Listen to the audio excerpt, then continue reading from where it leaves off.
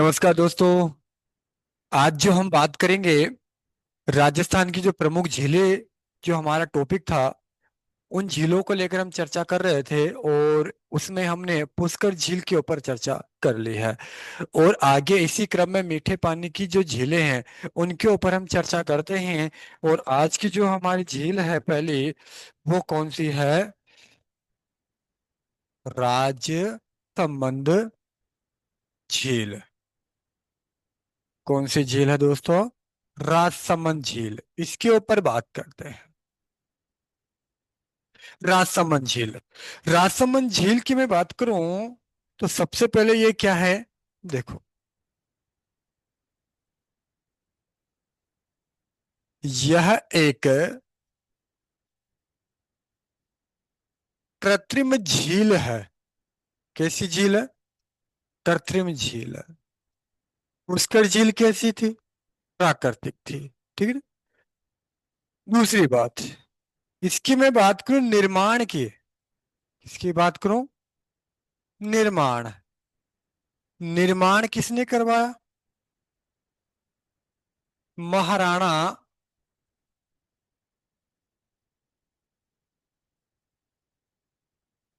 Raj Singh first द्वारा। Clear? कहाँ के शासक थे? मेवाड़ शासक। ठीक है। दूसरी बात, कब करवाया?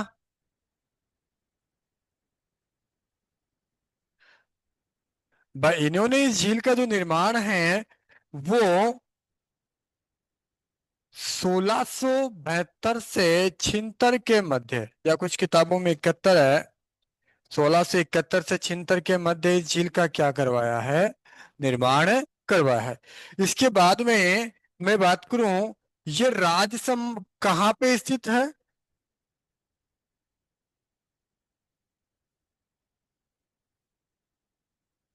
राजसमंद जिले में स्थित है। और वो भी कहाँ पे?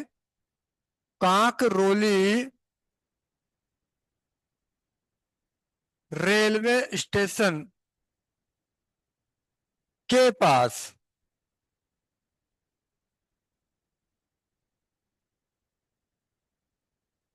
क्लियर? राजस्थान की एकमात्र झील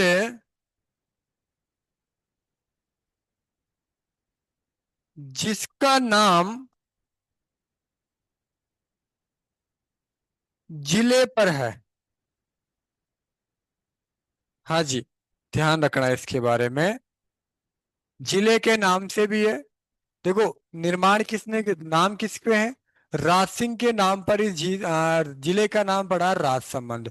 और राजसमंद में ये झील है राजसमंद, जो राज सिंह ने ही बनवाई थी। तो तीनों चीजें यहीं पे, जो थोड़ा सा आपको याद रखना है।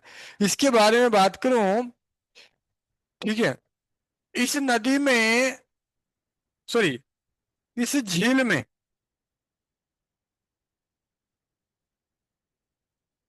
नदी, मूलतः किस नदी का पानी आके गिरता है? और भी कई नदी नालों का पानी आके गिरता है इस नदी में, इस झील में, सॉरी, इस झील में गोमती नदी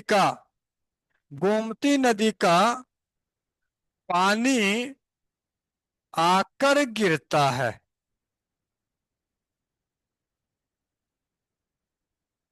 और एक आपकी झील आएगी कौन सी? जयसंबंद, जो गोमती नदी पर बांध बनाकर की गई है। दोनों प्रश्नों को ध्यान में रखना है। इसमें तो क्या आता है? पानी आता है।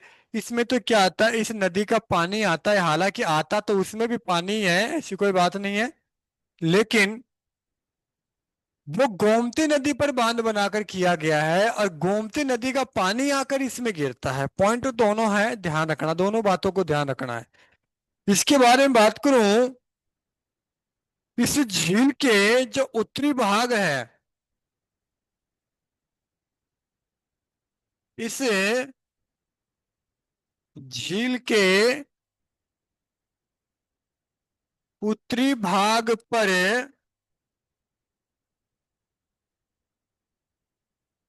नौ चौकी, ये बहुत इंपॉर्टेंट है।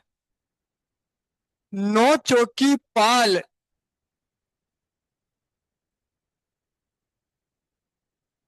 स्थित है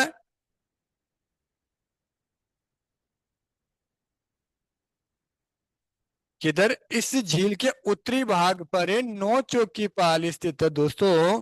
अब नौ चौकी पाल की क्या विशेषता है उसके बारे में बात कर लें।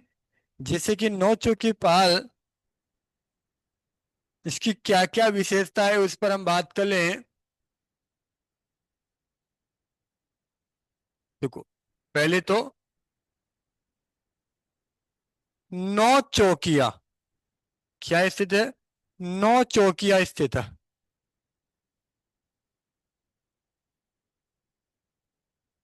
दूसरी बात, जो नौ चौकियां हैं, इन चौकियों पर काले संग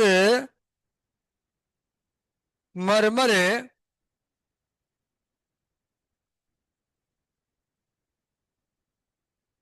काले संगमरमर पर, सॉरी, काले संगमरमर की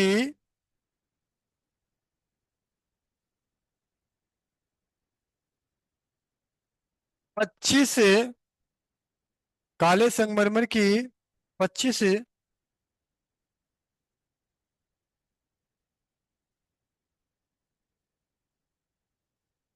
पाषाणों पर, किस पे दोस्तों?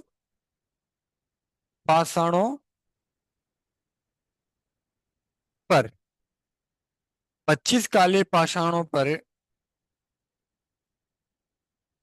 या मैं बोलूं 25 शिलालेखों पर। 25 शिलालेख है, ठीक है। क्या है? मेवाड़ का इतिहास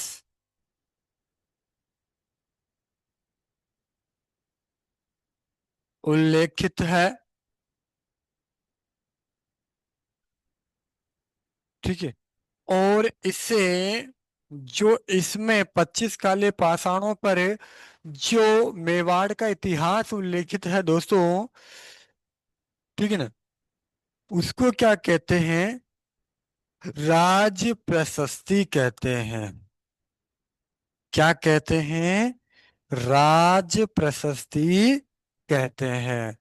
और ये राज प्रशस्ति किसके काल की है? ध्यान रखना है, महाराणा राज सिंह के समय की बात है।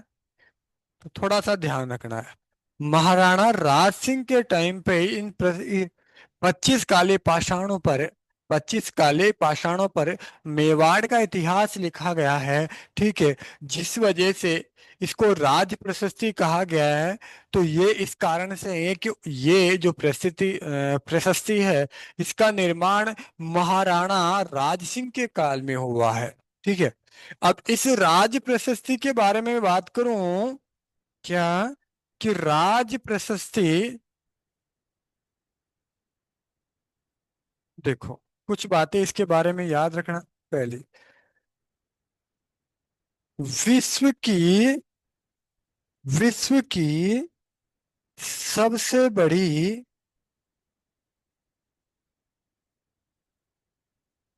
प्रशस्ति कौन सी है? राज प्रशस्ति, आपको याद रखना है, ठीक है। और इसकी जो रचना हुई है, वो किसके काल में हुई है? मैंने बता दिया है, महाराणा राज सिंह के समय।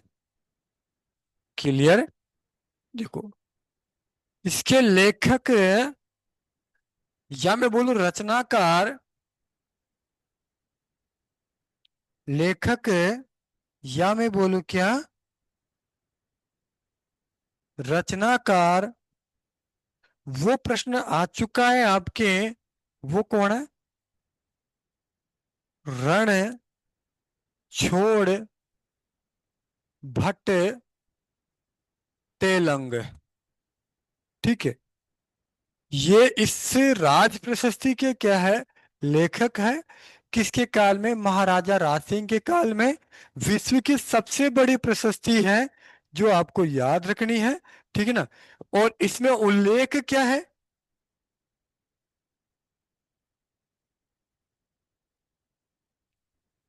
वो मैंने बता दिया वैसे आपको। क्या है? मेवाड़ का इतिहास, जो लगभग 1917 श्लोकों के रूप में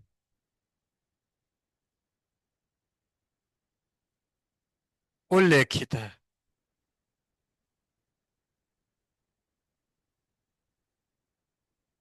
किसके रूप में? श्लोकों के रूप में उल्लेखित है, जो आपको याद रखनी है, ठीक है ना। विश्व की सबसे बड़ी प्रशस्ति है। और इसमें जो भाषा का प्रयोग किया है, किसका? भाषा का। वो कौन सी भाषा है? संस्कृत भाषा। यानी किस भाषा में उल्लेखित है? संस्कृत भाषा में।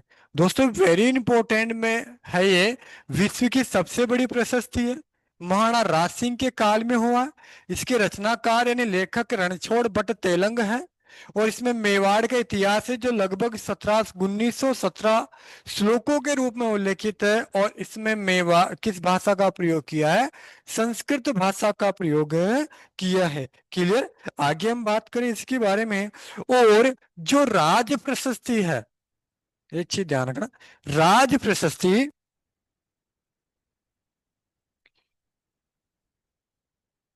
अमर महाकाव्य,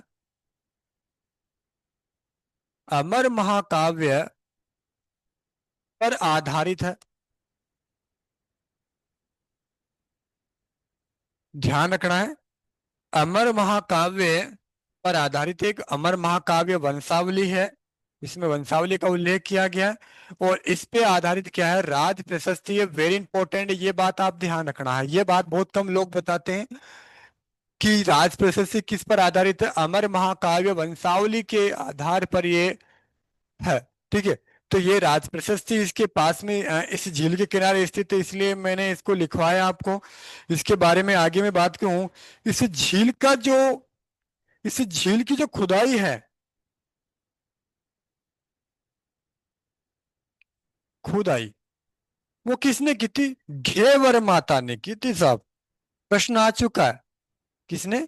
घेवर माता ने द्वारा, या मैं इसको बोलूं घेवर बाई, ठीक है। जिसका मंदिर इस नदी इस झील के किनारे पे स्थित है, ठीक है ना। क्या है? मंदिर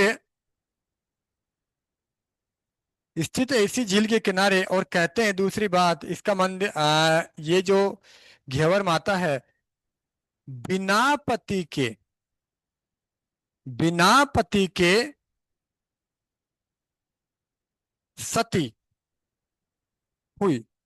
ये प्रश्न थोड़ा ध्यान रखना है इसके बारे में, आया हुआ प्रश्न है ये भी, ठीक है। और इस झील के किनारे क्या है? काकरोली में एक प्रसिद्ध मंदिर है द्वारिकाधीश का, इसी झील के किनारे। देखो, इस झील के किनारे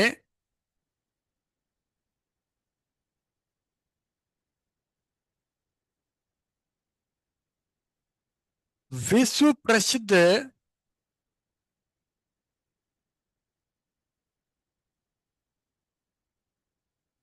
द्वारिकाधीश का मंदिर है। किसका? द्वारिकाधीश का मंदिर है। बहुत इंपॉर्टेंट बात है, ये भी ध्यान रखना है, ठीक है। और यहाँ पे प्रतिवर्ष अन्नकूट महोत्सव होता है, ये भी ध्यान रखना। राजस्थान में अन्नकूट महोत्सव प्रसिद्ध है यहाँ का। अन्नकूट महोत्सव, अन्नकूट महोत्सव प्रसिद्ध है कहाँ का? राजसमंद में द्वारिकाधीश जो है इसका। थोड़ा सा इसके बारे में याद रखना है। और जो ये द्वारिकाधीश है दोस्तों, आपको पता होगा यह किसकी, वल्लभ संप्रदाय, वल्लभ संप्रदाय की बात कर रहा हूं दोस्तों मैं। ठीक है, कि क्या है दोस्तों, प्रधान पीठ है।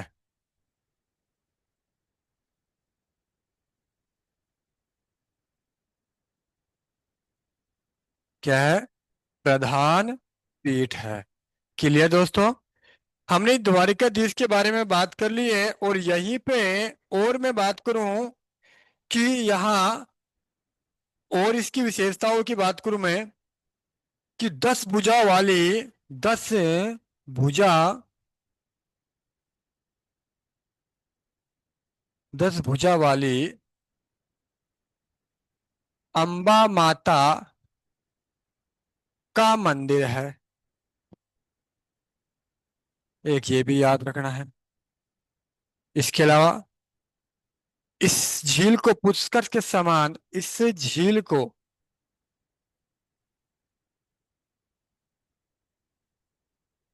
पुष्कर झील के समान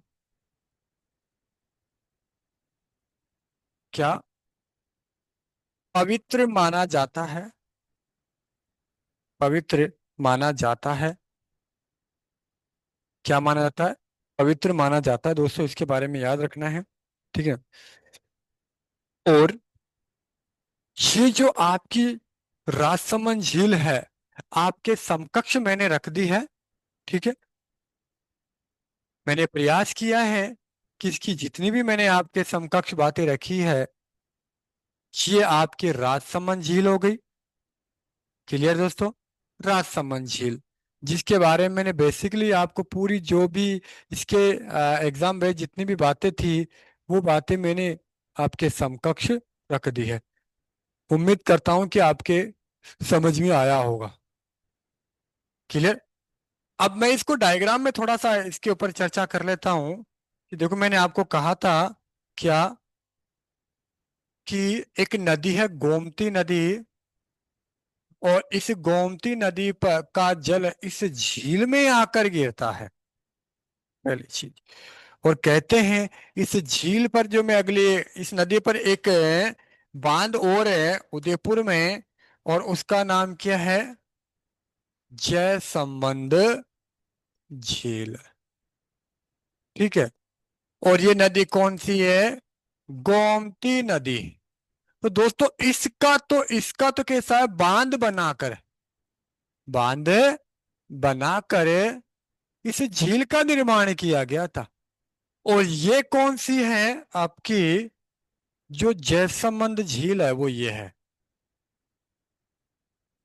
कौन सी झील है, जयसमंद झील है। ठीक है।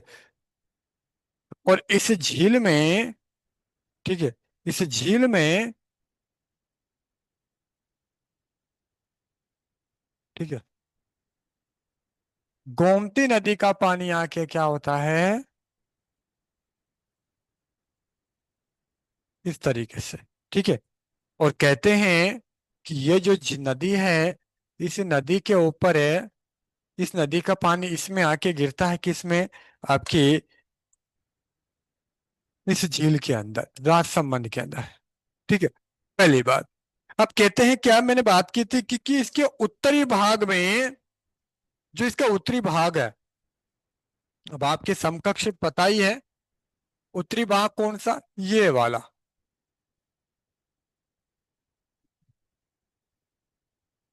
ये उत्तरी भाग, ये आपका पश्चिमी भाग, ये आपका दक्षिणी भाग, और ये आपका पूर्वी भाग। क्लियर। मैं बात कर रहा हूं कि इसके उत्तरी भाग में जो था, क्या, 9 चौकी पाल, इस तरीके से 9 चौकियां है, 1, 2, 3, 4, 5, 6, 7, 8, 9, इस तरीके से। और इसको मैं क्या बोल सकता हूं, आपके 9 चौकी पाल। क्या, 9 चौकी पाल। और इस 9 चौकी पाल पर क्या है, 25 काले पाषाणों पर, जो संगमरमर के हैं। 25 काले पाषाणों पर मेवाड़ का इतिहास, मेवाड़ का इतिहास।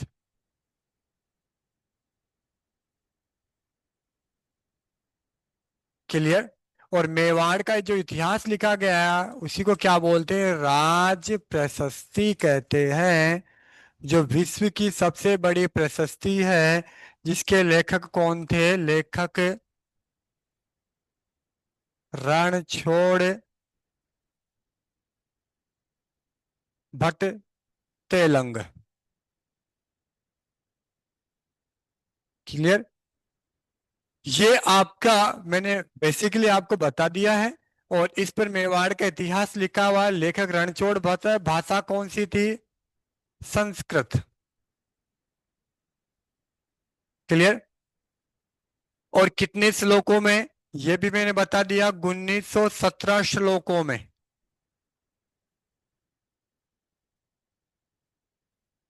ठीक है, 1917 श्लोकों में है। क्लियर। और फिर मैंने बात की थी कि जो ये झील है, इस झील के जो निकट घेवर माता का मंदिर है।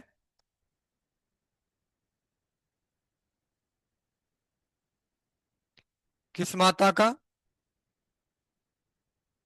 घेवर माता का मंदिर, जो बिना पति के सती हुई। और एक मंदिर आपके जो है वो किसका है, द्वारिकाधीश का।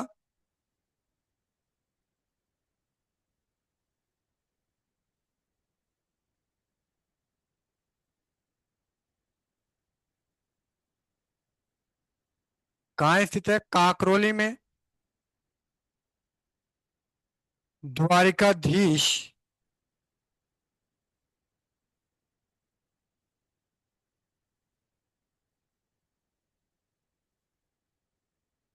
कहाँ है, काकरोली में, इसी झील के निकट।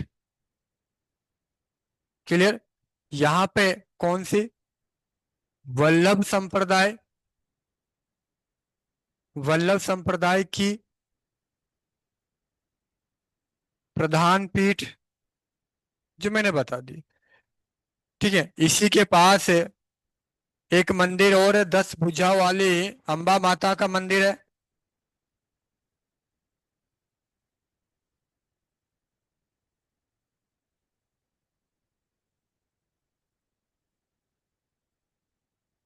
ठीक है दोस्तों, ये मैंने कुछ आपके समकक्ष रखा है जयसमंद झील के बारे में।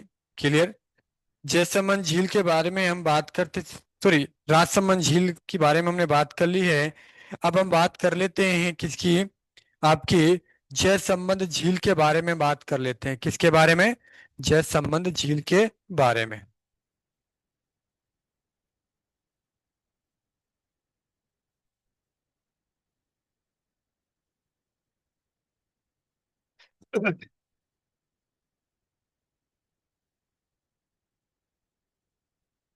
देखो दोस्तों, जयसमंद झील के बारे में समझते हैं। अभी अभी मैंने बात की थी कि गोमती नदी इस तरीके से बहती है। क्लियर। और इसके ऊपर एक बांध बनाया गया। क्या बनाया गया, एक बांध बनाया गया।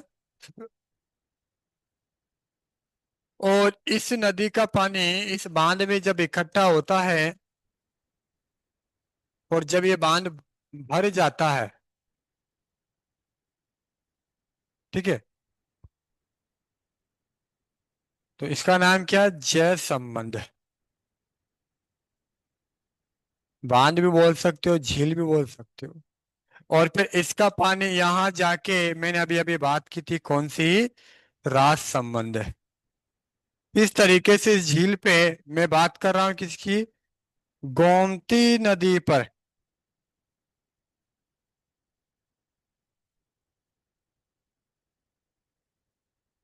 गोमती नदी पर बांध बनाकर,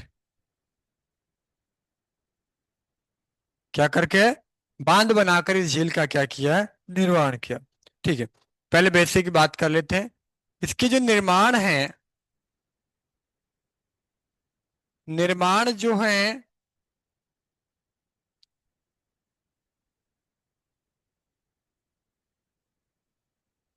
वो महाराणा जयसिंह द्वारा, ठीक है, कब करवाया गया, इसका निर्माण जो लगभग 1685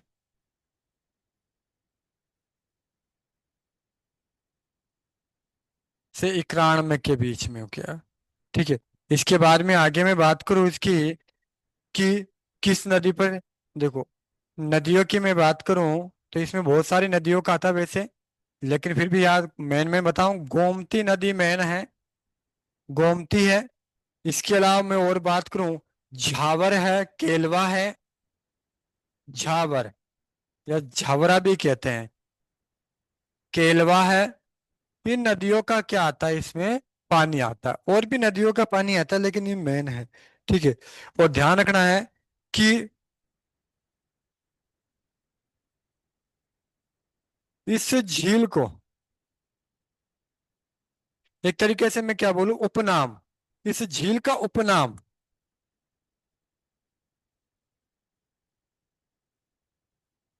वो क्या है, डेबर झील।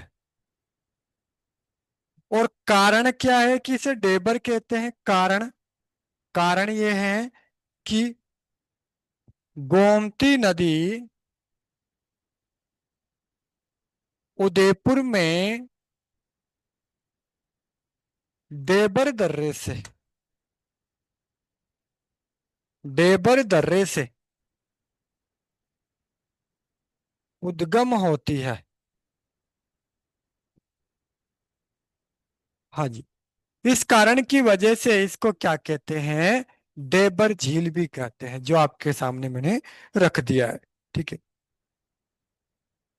कहते हैं यह एशिया की, यह एशिया की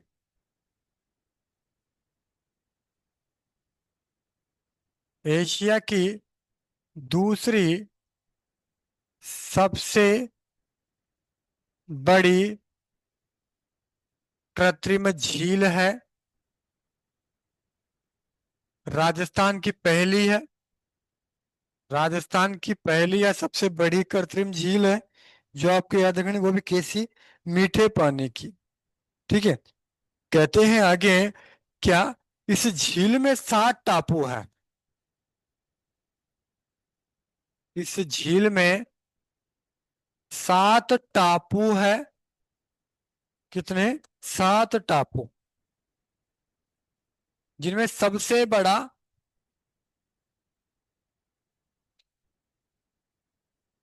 और सबसे छोटा, ठीक है, सबसे बड़ा और सबसे छोटा, जिसकी मैं बात करूं, ये सबसे बड़ा बाबा का भाकड़ा, बाबा का भाकड़ा, और सबसे छोटा जो है वो प्यारी, कौन सी है, प्यारी टापू है, सबसे छोटा। और बड़ा कौन सा है, ये। और इन सभी टापुओं पर, इन सभी टापुओं पर, जो 7 टापू है, इन सभी टापुओं पर मीणा, इन सभी टापुओं पर मीणा एवं भील, मीणा एवं भील जनजातियां निवास करती है, मीणा एवं भील जनजातियां, भील जनजातियां निवास करती है।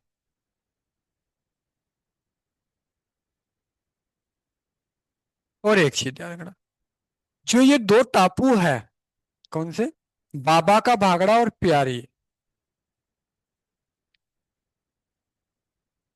स्वतंत्रता के बाद में, स्वतंत्रता के बाद में इन दोनों से, स्वतंत्रता के बाद में इन दोनों टापुओं से दो नहरें निकाली गई। कितनी नहरें निकाली गई? दो नहरें निकाली गई। वो दो नहरें कौन सी हैं जो आपको याद रखना है? श्यामपुरा और भाट नहर। कौन सी है? एक तो श्यामपुरा, श्यामपुरा, और दूसरी कौन सी है? भाट नहर। दो नहर निकाली गई थी दोस्तों, और ये निकाली गई थी कब? ध्यान रखना है 1950 में, स्वतंत्रता के बाद। ठीक है, जो आपको याद रखना है, इंपॉर्टेंट बात है, ठीक है।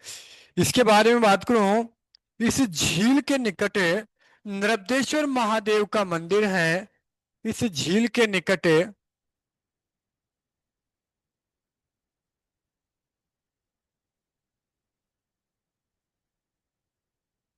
कुछ कहते हैं अंदर बोल है, कुछ कहते हैं इसके पास में। कौन सा? नर्मदेश्वर महादेव मंदिर। कौन सा है? नर्मदेश्वर महादेव मंदिर।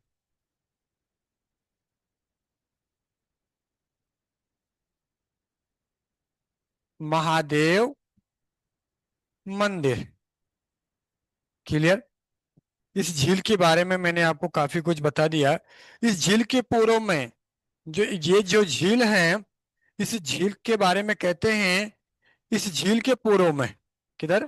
पूर्व में लसाड़िया का पठार।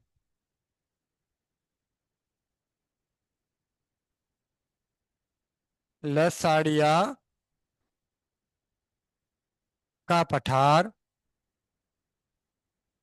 स्थित है। कौन सा पठार?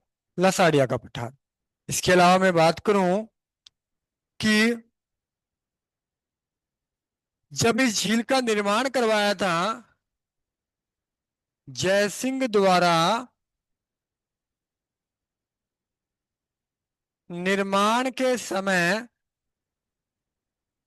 तुलादान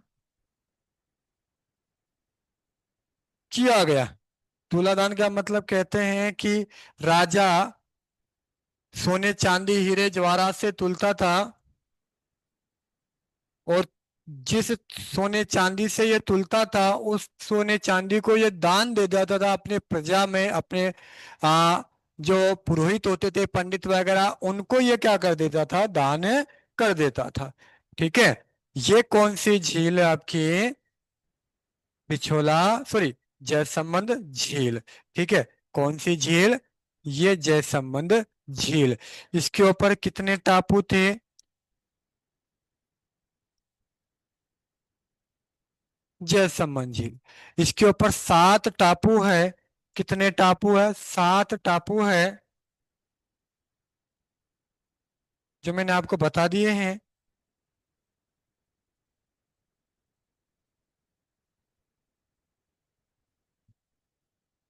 ठीक है।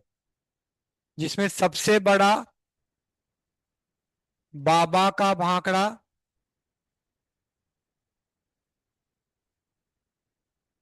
और सबसे छोटा कौन सा? प्यारी। और दोनों ही नहरों से क्या निकाली गई है? दोनों ही टापुओं से, दोनों ही टापुओं से क्या निकाली गई? नहरें। और वो नहरें कौन सी थी? श्यामपुरा, और कौन सी? भा- श्यामपुरा और भाट नहर। ठीक है। कब निकाली गई दोनों? ये मैंने आपको बता दिया 1950 में, स्वतंत्रता के बाद। क्लियर? ये झील आपकी कौन सी थी? जयसंबत झील। और ये वर्तमान में कहाँ स्थित है, ये भी ध्यान रखना। पहले ये कहाँ थी, उदयपुर में, और अब ये कहाँ हो गई, सलुम्बर में। सलुम्बर नया जिला इस जिले में स्थित है। कौन सी झील, जलसंबंध झील। ये आपके सामने। आज हमने बात की है जलसंबंध और राजसंबंध के बारे में। अगली क्लास में जो आपकी बची हुई है, नक्की की झील है, ठीक है ना, और भी झील है, आना सागर है, उनको अगली क्लास में हम बात करेंगे। किसी भी प्रकार का डाउट हो तो आप पूछ सकते हैं। और अगर आपको ये वीडियोस पसंद आ रहे हैं तो प्लीज़ इसको ज़्यादा से ज़्यादा शेयर करें, कमेंट करें, और आने वाले एग्जाम्स की अच्छी तैयारी करें, ताकि जो पेपर्स है वो आपके क्वालिफाई हों। थोड़े आत्मविश्वास के साथ करें, ठीक है। सिलेबस को निकालें, सिलेबस के अकॉर्डिंग स्टडी करें, क्योंकि बिना सिलेबस के हम पढ़ते रहते हैं तो हमारा सिलेक्शन नहीं होता। तो थोड़ा सा आप इसके बारे में क्या करना है, ध्यान रखना है। तो मिलते हैं अगली क्लास में। थैंक यू, धन्यवाद।